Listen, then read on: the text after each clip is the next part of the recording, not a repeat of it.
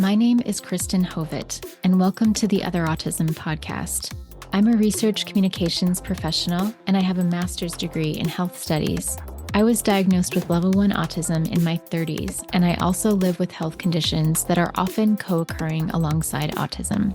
The Other Autism is a place to explore late diagnosed autism, discuss the latest in autism research, and hear directly from autism researchers, help dispel myths and stereotypes about autism and autistic people, and more. If you're autistic or wondering if you might be, I'm hoping this podcast helps you to feel more informed and less alone.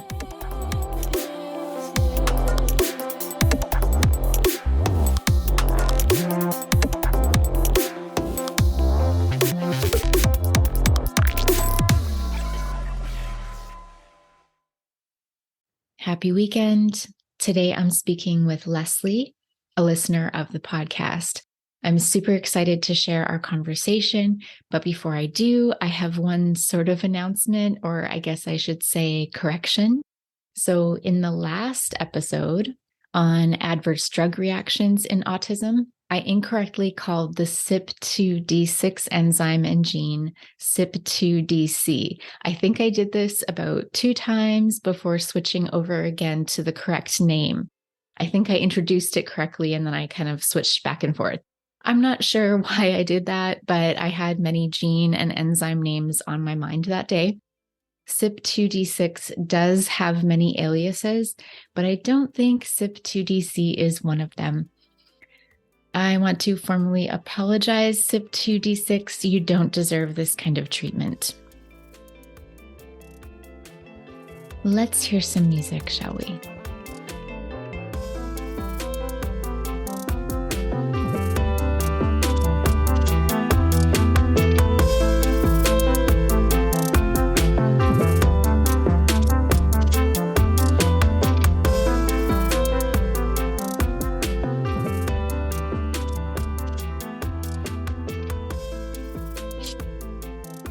In this episode, you're going to hear a bit of one person's experience with what is called autism self-diagnosis.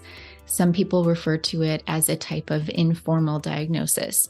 While self-diagnosis is not recommended when it comes to medical conditions or mental health conditions, autism is a bit different because while we still use the language of diagnosis and assessment and all of that, what it's really about is identifying a neurotype.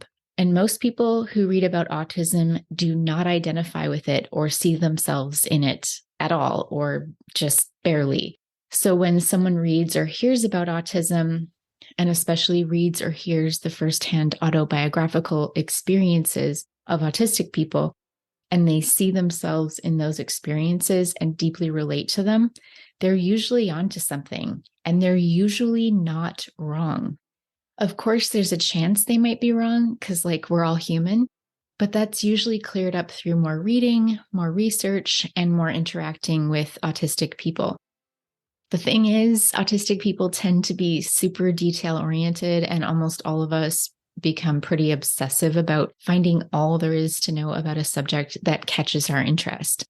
The subject of autism is no different. If it's something that we stumbled upon as a possibility for ourselves in adulthood, we usually dive right in super deeply into the autism rabbit hole and stay there for months or even years. We read all we can get our hands on. We watch hours of videos, listen to podcasts created by actually autistic creators, devour research articles in scholarly journals, join online forums or social media groups all about autism. And it really takes up a huge part of our lives for a very long time until we finally feel that we have our answer, that we've gotten to the bottom of the question. And even then, we're still usually not satisfied. Cue imposter syndrome, but that's for another episode. And then if you're like me, autism becomes an increasingly important part of your professional life, your social life. Just it defines a huge part of who you become as a person. If a person's not autistic, it's very unlikely that they'll experience this, I don't know what you want to call it, autism vortex. Sure, I think that works because it really, really sucks an autistic person in. While most self diagnosed autistic folks do plan to eventually get an autism assessment, and they're often on long waiting lists to do so, like a year or more, there are three main reasons why some decide to stick with self diagnosis and don't pursue a formal assessment. The number one reason to avoid a formal diagnosis is fear of not being believed by healthcare professionals. Number two, autism assessment is, in many parts of the world, very, very expensive. And insurance doesn't always cover assessment. If it does, it usually doesn't cover the entire cost. My assessment was $2,000 back in 2019, early 2019. And I think I only got a quarter of that back with the insurance I had at the time. I think my insurance now would have covered a bit more, but still not the whole cost. I think here in British Columbia, where I am, the cost has gone up and is now closer to $3,000. I've heard of places in the United States charging $4,000 to $6,000 or even more. Whatever the case may be, it's really too expensive, and not everyone has that kind of money just lying around. I would say most people don't. And a third reason for not pursuing formal diagnosis is that some people feel that a formal diagnosis won't change anything for them. Most of the people who fall into this category are older, often retired, and they don't feel that a diagnosis will help them at this point in their lives. They're beyond needing accommodations, for example, in the workplace. So, what's the point? I've heard some say things like, I've gotten this far. The information I found is enough for me. I'm not going to shell out thousands of dollars to confirm something I already know. There are other reasons, but those are the main ones I've found in the research and from talking to others about this very thing. Let me just make my stance super, super obvious. I think self-diagnosis is valid. The main problem is not with people diagnosing themselves as autistic. The main problem is that there are so many societal barriers to assessment and supports for autistic folks of all ages. For Leslie, the person I'm speaking with today, it sounds like she will be pursuing formal diagnosis in her state of California. Everyone, please say hello to Leslie. My name is Leslie, and I am a freelance graphic designer for about the last 20 years. I work from home with a variety of clients in a variety of niches. And before that, I worked in feature animation in California.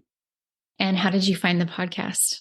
I don't recall. I don't recall how I stumbled upon it. Occasionally, I will go down the rabbit hole of women on the spectrum. So it may have been that I was looking at a newsletter or something and clicked on a link and found you.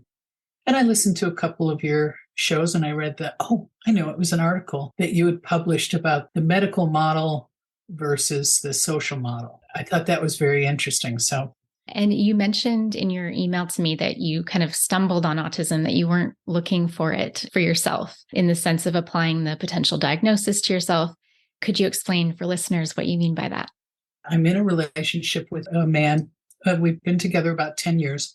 He has always, or at least since he was younger, in his teens anyway, has identified as being on the spectrum. And in fact, he worked at a school in San Luis Obispo, California, called the Sunshine School, I think, where he was a mentor and chaperone for young people on the spectrum. And that was when he really started to understand his own diagnosis better. But because he saw reflected in these young people things that he had experienced in his own life. Also, my brother, about 10 years ago, came to me and he was talking to me about a movie that he'd seen. I think it was Claire Danes, and was doing the story of Temple Grandin's life. He really identified with that. So I did a bunch of reading, books that he shared with me. I was like, oh, yes. Oh, yes, check. I just went rifling through all of the experiences. We went to college during the same time for a couple of years. So, yes, I thought his diagnosis was dead on. And I thought, well, I've got social anxiety. So there were things that were relevant to me, but I was really reading more for, trying to make a connection with what he was experiencing. Cut to the first months of COVID lockdown. Mm-hmm. And I was kind of obsessively looking at mask making videos. Even though I don't have a working sewing machine at home, I was watching video after video after video to find just the best one, because I was really concerned that my family be protected. So I was going to make masks for all of us. So I was looking at a bunch of YouTube videos. This was a process that, that happened over several weeks. And I was, watching the same videos twice and three times. And YouTube, I don't know if it was the 20th mask making video or the 25th mask making video, but their algorithm said, you might want to send her the autism stuff. And there was an interviewer or blogger from the UK, the Aspie World, and he was interviewing a young tattoo artist, a young female. So for whatever reason, I clicked on it, and, in a very, very short period of time, I just had a head exploding moment. She was talking about things that resonated with me, but that I'd never spoken aloud to another human being. When people around you are not talking about dissociating into fantasy on an hourly, daily, regular basis, you just don't share that stuff. You don't talk about those things. But she was talking about things that just resonated with me very strongly. So I took some of the online tests. Not everything resonated with me, but there was enough that I went, okay, this is worth looking into some more. And you mentioned that having that knowledge also changed your relationship with your partner. So in what ways did it change your relationship? I think he had suspected, because of his background, he had suspected almost from the moment that we met. I had certain tells, certain mannerisms and things. He knew me well enough to know that telling me that he thought I might be autistic was not the way to go about the conversation. So I came to him with my revelation, and he said, okay, let's talk. Okay, this is old news to me. I pretty much have known this for a really long time. I listen to a lot of audiobooks because I'm a graphic designer and I work from home. I can engage that part of my brain without disrupting my creative work. So I listened to a lot of audiobooks about women on the spectrum. And as I started to understand that this related to me, as I started to understand my own traits, I started to understand his as well. Now, he'd told me many years before, almost from the beginning, that he believed he was on the spectrum, that he identified as autistic. But that was data, but I had no context for it. I had no context for some of his behaviors, that he was just Michael. He was just the way he is. And when I started to understand my own traits, I started to recognize and understand more of what he was putting out.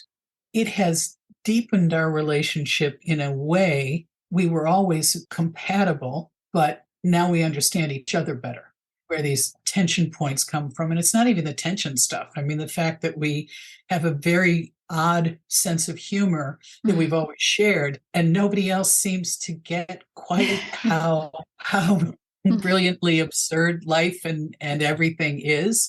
So now there's a context for that.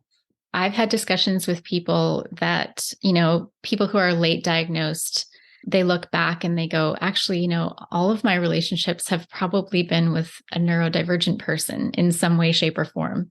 Like either they were autistic or ADHD or both, or usually not diagnosed. Would you say that's something, like if you look back, friendships, relationships, would you say that there's sort of like an affinity or attraction? I definitely am attracted to people who are different. And I never would have said neurodivergent. I work in an industry of creative people. So I never necessarily identified them as being atypical neurologically. But I do have one friend that once I started reading about autism, I was like, oh my God, I wonder if he knows. Because he's very, very, very much on the spectrum in the most delightful ways. Did that answer your question? I'm not Yeah. sure. Yeah. Okay. No, I'm just curious because I remember someone telling me like someone who wasn't autistic saying, "Oh yeah, usually like an autistic person is paired with a non-autistic person." And I'm like, I don't know if that's totally true. Like maybe they're just not diagnosed Yeah. because there's just like in my experience, there's just such an ease of understanding usually with other autistic people. And I think my previous relationships, that was not a factor. There was not an ease of understanding, but I thought I was the normal one. Right. Yeah. If we could switch gears a little bit, Sure. I'm interested in what you were you like as a child? What autistic traits did you have as a very young person that you look back and go, "Oh yeah, that's what that was."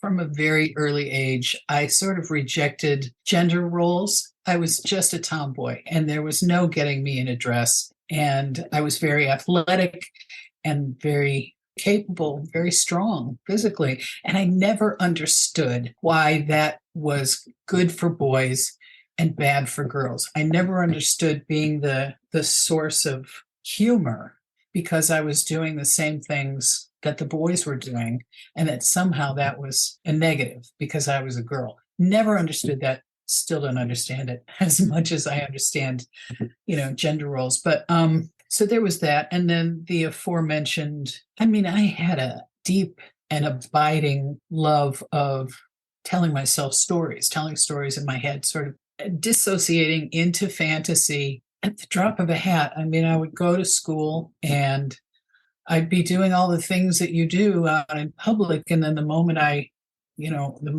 there was nobody else around, I would just sort of flip a switch and I would be a party in a fantasy of my own making that was from a different time and space. Never talked to anybody about that. That was not something that I talked about.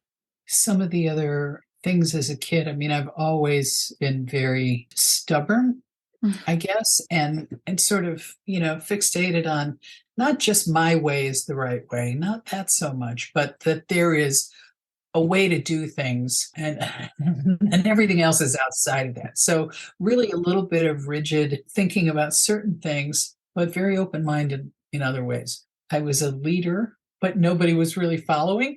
I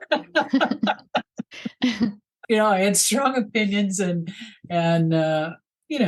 I consider myself a reasonably intelligent person, but I probably was not really as smart as I thought I was, or maybe other people didn't think I was smart as I thought I was. In terms of like sensory things, did you have any, differences there? I've always had a sensitivity to noise. Again, until I started to understand that that's not just a me thing, that's an us thing, people on the spectrum. I just put up with it. It was never, I never had, those moments of meltdown or breaking down because of sensory overload. I just would prefer not to be in those spaces as much as I like being around people and I can be in a party situation or something. Clubs are just really noise, fireworks, love to look at them, prefer not to listen to them. Mm-hmm. You've mentioned your partner, you've mentioned your brother as well, and talking about autism. Have you told a lot of other people in your life about you being autistic or feeling that you are identifying as autistic? And what have their responses been? I started by telling my family. I told a colleague, and she said, "Don't tell anybody else. Don't tell anybody." And I thought, okay, I had to think about that. And I thought, well, I understand where she's coming from because she knows she's neurotypical, she understands that people would see me differently and not necessarily put in the work to understand. So, from her perspective, that was good advice. I'm not so sure that that's how I want to move forward, but I did tell my family. And very recently, I started to talk with my nephew. I just sort of put it out there in little bits, like a trail of crumbs. Mm-hmm.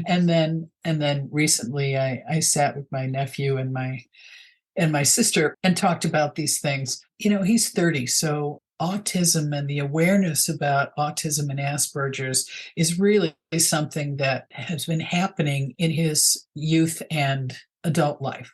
So he kind of was like, I'm having trouble seeing it. I'm having trouble seeing it. And I get that a lot from other people, because I started to tell close friends. So it kind of depends on how much they know about autism when I say it, because you can almost see them thinking, you don't look autistic, or you haven't had a meltdown, you don't do these things. But I have another friend who has autistic members of her family. Just like water off a duck's back. She's like, oh yeah, okay, I get it. I can see it, or maybe not I can see it, but it wasn't a revelation to her. I just let her know that she's always been a safe space for me. And I really appreciated the fact that she didn't respond with, well, we're all a little bit this or a little bit that. But I'm still figuring it out. So I do think that for me, we need to move the culture forward by being brave. I was listening to Elton John when I was driving home the other day, and I thought about he came into my world at 12 years old, when I was 12 years old, at a time in the 70s when nobody was openly gay, and I watched as he kind of struggled to become who we all know him to be now. But he and others like him had to be honest, ultimately, even being dragged through the court of public opinion on a global scale, but changes have been made because people were brave about their truth. I think that's probably going to be my challenge, is finding the appropriate way, because I certainly don't want to do a disservice to those people out there, wherever they are on the spectrum. But I think we have to be brave so that people will come to understand. Like my nephew, he was like, well, it's cool, but I'm having trouble reconciling this with the person that I know. Do you wish you would have known earlier? Do you wish you were diagnosed as a child? Not when I was a child. Absolutely not. Absolutely not. When I first had this realization, it was such a relief. That was the overwhelming feeling, was that it was just a relief to finally have a context in which to place these things that I'd struggled with my whole life. I'm of reasonable intelligence, and why I could be so smart and so stupid at the same time and struggle with things that other people managed. Right. It was a huge relief for me. But if I think back about, first of all, there is no support. There's still no support for people who are, beyond childhood being diagnosed. Podcasts and people like yourself are probably making that different, but I might not have gotten as far if I had people telling me that there was some limit to my abilities. Right. So I'm not sorry that I wasn't diagnosed earlier in childhood. I'm a little sad that I wasn't diagnosed in my 40s, when I could have started to make some changes that would have helped me at this stage in my life.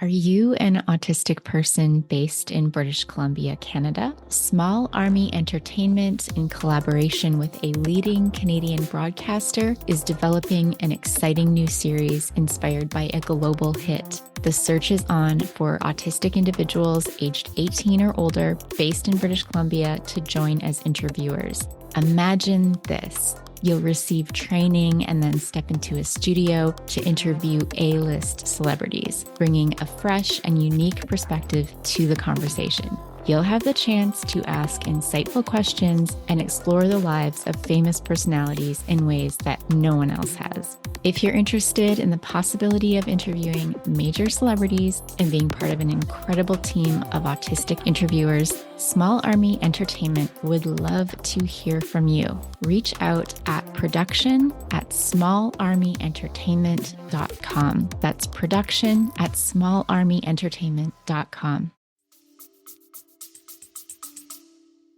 I know you've talked a bit about it, but if you could list like the top 3 challenges that you feel you would attribute to being neurodivergent. The main one is the inability to make social connections that feed into professional connections. For many years, almost 20 years of my life, I worked in animation production, and I was good at what I did. I was focused. I had a good reputation, but I never tried to make friends with anybody who could do me any good. I found that to be a little offensive, to pretend to be friends with someone because they might help your career. Right. But what that means is I suppose there's a way to do that that's benign without being, dishonest. There's a way to do that, and I never did. So when I got to a point at 40 when I needed to either get another job in animation or pivot to something else, I didn't have any support, any connections to help facilitate that. The other challenge would be, and it's also a social thing, that I didn't really understand that relationships need tending. And I have sadly left a trail, not a long trail, but a trail of people that I really, really cared about and love and still love to this day.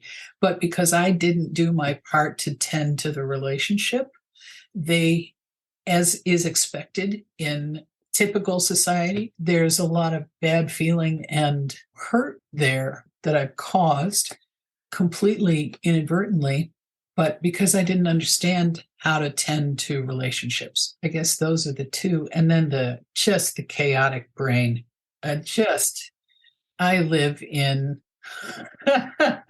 artful chaos, but it is chaotic. It's chaotic. I can't keep my space clean for 24 hours. I can clean it, and then 24 hours later, there's, clothes on the bed and whatever, because my brain is so busy that I don't handle one thing at a time to fruition. I do a little bit here, a little bit there, and so it's always chaotic. What's your least favorite myth or stereotype about autism or autistic people? I'm still learning what all of those things are, but I guess the one that comes to mind, and I alluded to it earlier, is that dismissive, we all have this or we all have that at any given time. I see autism spectrum as like the hometown buffet of behaviors and sort of neurotypical stuff. And sure, you can take a scoop of social anxiety and put it on your plate and then say, we all have social anxiety. But unless you fill your plate with these traits, you really don't understand what it's like to be on the spectrum. Right, totally. And have you come across any books or films or any other content that's been really helpful for you? I know you mentioned some videos, but in books as well. Well, the Aspie World is a great one that I found quite a few videos there. And Charlotte Davies is the young tattoo artist. She was a part of Big Brother, some sort of reality TV show in the UK. I've never seen it, but she speaks very eloquently. And Autism in Heels is one I can think of. Odd Girl Out, that was really good. And every single one of them just sort of reinforced for me that there was there, because I'd be listening, and then, something would drop that just resonated so deeply that it couldn't just be coincidence. I remember when I was filling out questionnaires online about are you autistic? I was looking at it for a family member, and then I just kind of filled it out for fun and scored a bit closer to autistic than I thought I was going to, but I never scored very highly. And I think some of it was at the time I was filling it out, I thought that a lot of my traits were very normal, like everyone else, because there's people in my family who are probably autistic as well, or have other similar traits. So I just, grew up with that surrounded. I thought everyone was like this. So why would I, answer are you, this way or that way? And well, I'm like everyone else, right? So, and then I started to realize no, I'm not at all. Right. So yeah, I don't know if you had that type of experience with questionnaires or if they kind of evolved over time. I'm just going to jump in to explain what I meant here, but didn't explain very well in the moment, although I saw that Leslie knew exactly what I meant. So I didn't have to explain further when speaking with her over Zoom. So when I was filling out online autism screener tests, long before I was ever diagnosed, and test items said things like, I often notice small sounds when others do not, I would answer slightly disagree or even totally disagree because at the time, like my closest family members and friends were all super sensitive to sounds and other sensory stimuli. And so I never saw my heightened awareness of sensory stimuli as abnormal, at least not when I was answering those test items. There were other items that I did respond very autistically to, if that makes sense. And so that's probably why I actually scored as potentially autistic or close to the middle between neurotypical and autistic when I took those tests. I recall thinking something was wrong. So we'd do the tests over and over again and yet still get the same results. And of course, none of those tests were official diagnostic tests. They were just screeners available for free online. As my social network expanded and I ran into more types of people, and apparently in my case, more neurotypicals, I realized that I was indeed much, much more sensitive to sensory stimuli than most others. Like shockingly so, in that I was floored to learn that others were able to filter out unwanted sensory stimuli. It's still shocking and unbelievable to me. Other questions that would trip me up were things like, do you have routines that you need to follow? I would say no or uncertain at the time because I had never gotten feedback from others about my own sometimes rigid routines. And again, others around me were all like this. So how would I be able to compare myself when I did? I just seemed like everyone else, so therefore normal. I thought everyone had those same types of behaviors, and so why would I see them as rigid or even as routines, really? These were just things I did, like brushing my teeth. Everyone has these things, I thought. It's the needing to follow these routines and the impact to the nervous system when the routines are not followed that mark an autistic person from a neurotypical. What do I mean by that? Well, I can easily diverge from my routines, and I do so quite often because I love new experiences and love to travel. And of course, when you do those things, when you leave your house and you're staying elsewhere, you have to give up quite a lot of your normal everyday routines. But I experience that as super disruptive. I might get really agitated, although I work really hard to keep that in so others don't see it. I might experience emotions that are all over the place or challenging to regulate. I definitely don't sleep. I might have more trouble expressing myself or articulating my thoughts.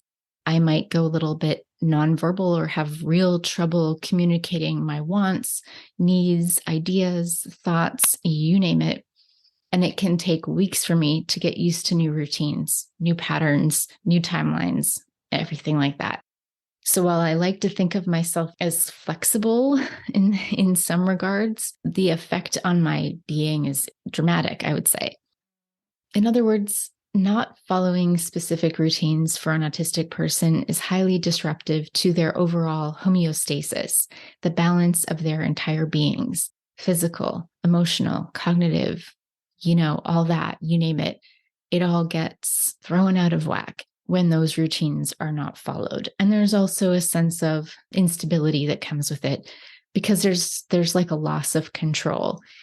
And for many of us, we've experienced trauma and things where having control of our routines, of our environments is comforting and something that we can rely on to bring us comfort when most of our days might not be all that comforting. I did do a couple of the questionnaires and I had enough responses in the affirmative in each one of the categories. Some of them didn't apply to me at all, but there was something in each one of the categories. I went, oh yeah, yeah, okay, yeah. Totally. We'll give that a check mark. So I did find a professional here in California who I will probably reach out to in the near future to have a formal assessment done. It doesn't matter at this point. I don't know what kind of support there is for somebody my age. And now that I know, I think between myself and partner, we can find whatever accommodations we need to for each other. But I would like to know, it's not going to change my understanding of it for myself, but it could help people who know me and love me to stop thinking in their mind that this is somehow an excuse. Right. You know, it's sad to say, but I understand it. I get it. I would like to put those fears to rest.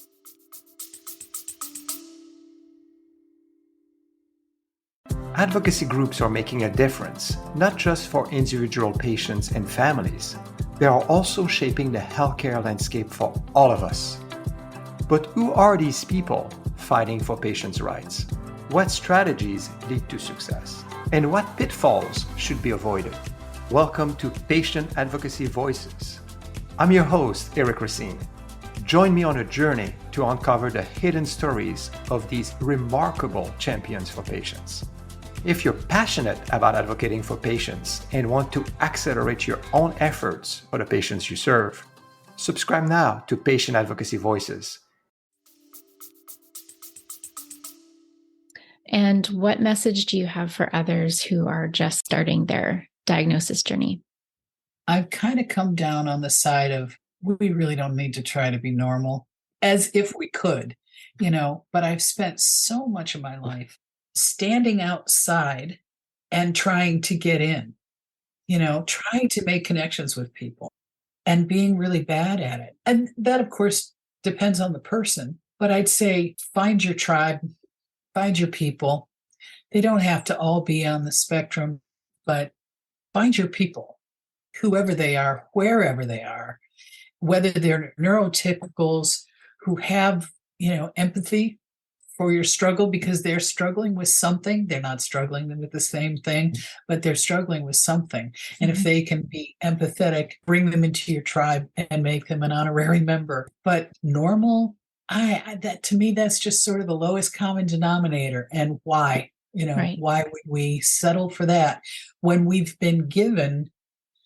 I mean, I don't know for everybody, but with all of this that I struggle with, I believe that part of my creativity as an artist, as a designer, and my focus for long periods of time, which makes it possible for me to thrive deep down and get those solutions that are really resonant. I think that has got to be a part of my autism as well.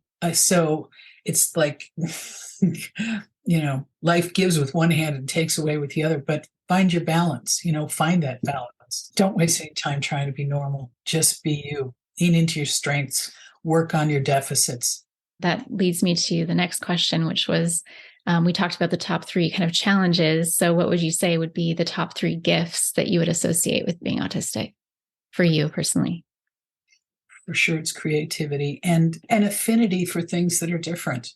I just purchased my first new car in my life, and it's a Kia Soul. And I thought, I love this car.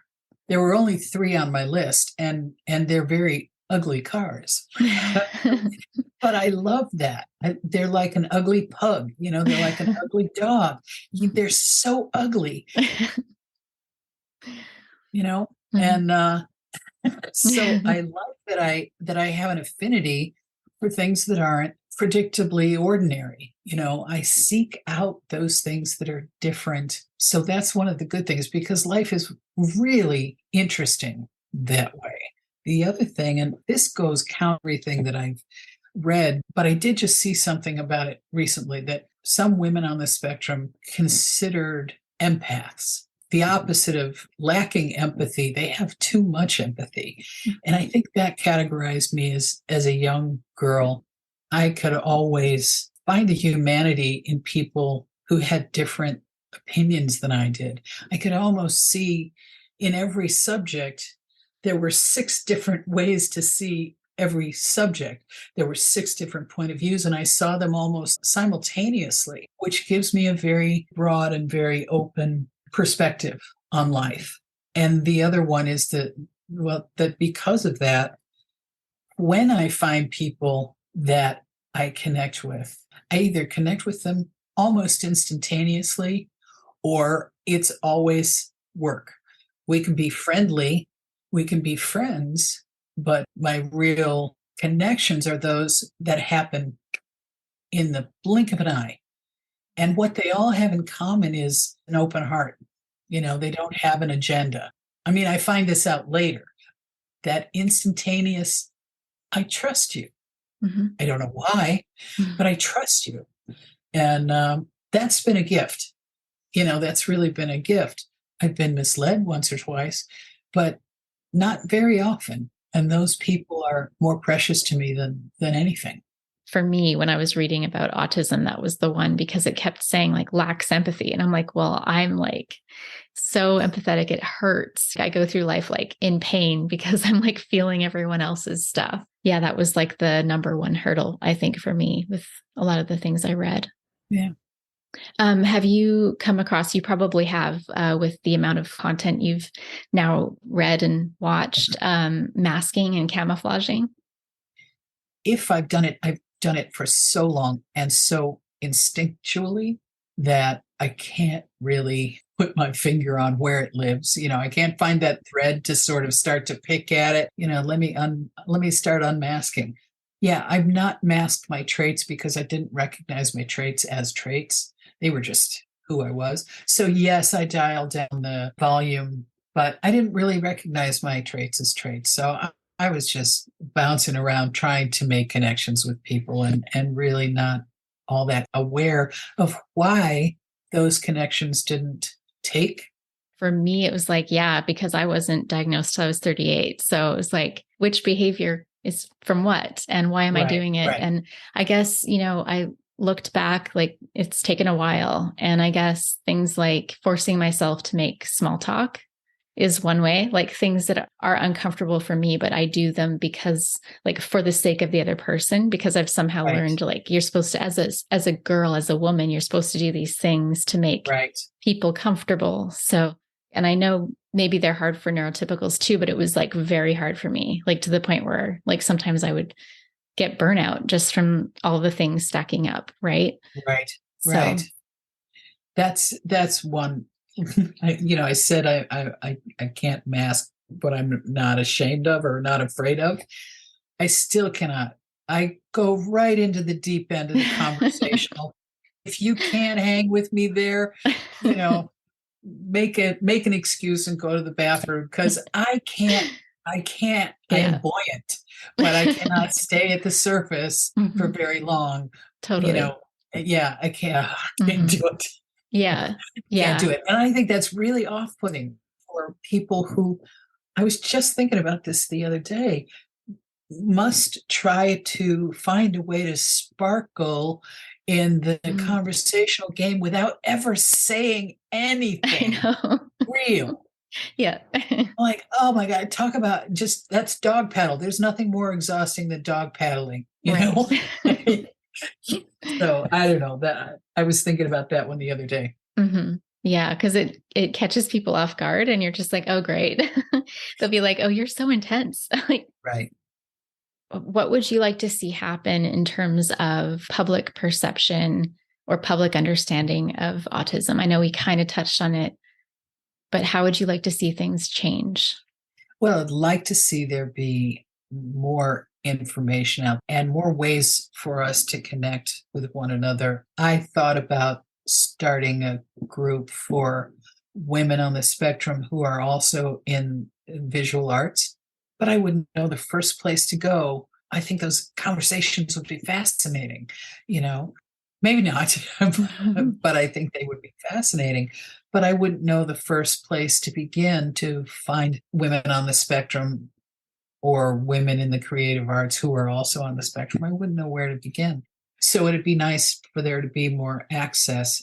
It would be nice if we could turn this around for people to appreciate that people on the spectrum may have what we're calling deficits, but really identifying what our strengths are. And I feel like we need to be able to find our place in the world based on our strengths, not on these perceived deficits. I don't think that's all that unrealistic. I can do what I do and do what I love all day long. I'm a workhorse, but put me in a meeting where I have to talk to people and, I'll either be very, very quiet or I'll just get out and have to smoke a lot of cigarettes. But, Right. but I can do what I do to a very high degree.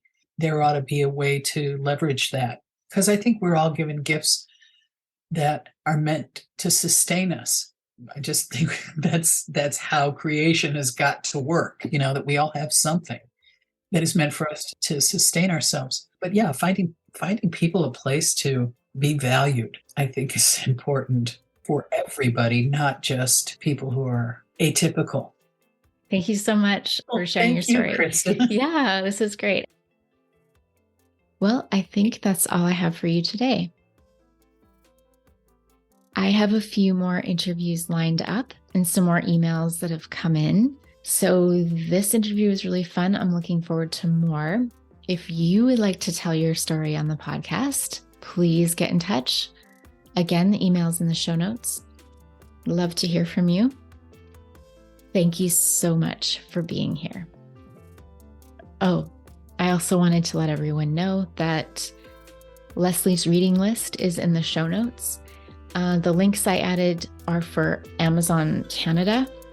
I hope they take you to the right place when you click on them. If they don't, let me know. I can add the Amazon.com links as well.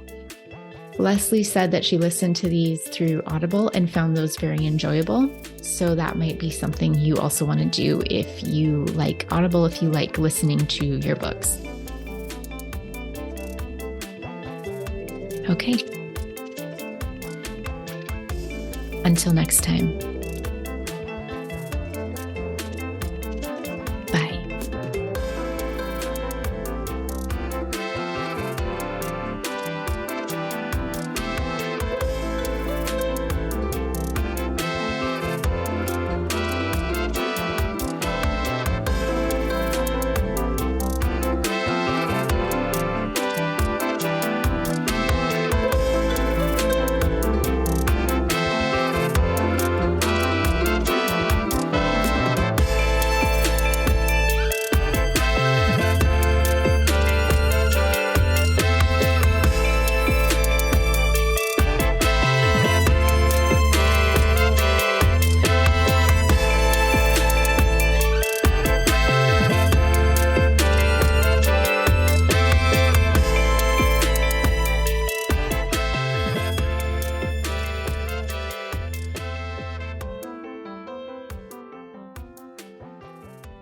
Tori kitty, meow, meow, meow, meow. Yeah, you're a pretty kitty, aren't you? Thank you so much for listening. If you enjoyed this podcast, I invite you to leave a rating or review and share this episode with a loved one. If you'd like to submit a question or message to listeners, please send an email. You can find the email address and more in the show notes.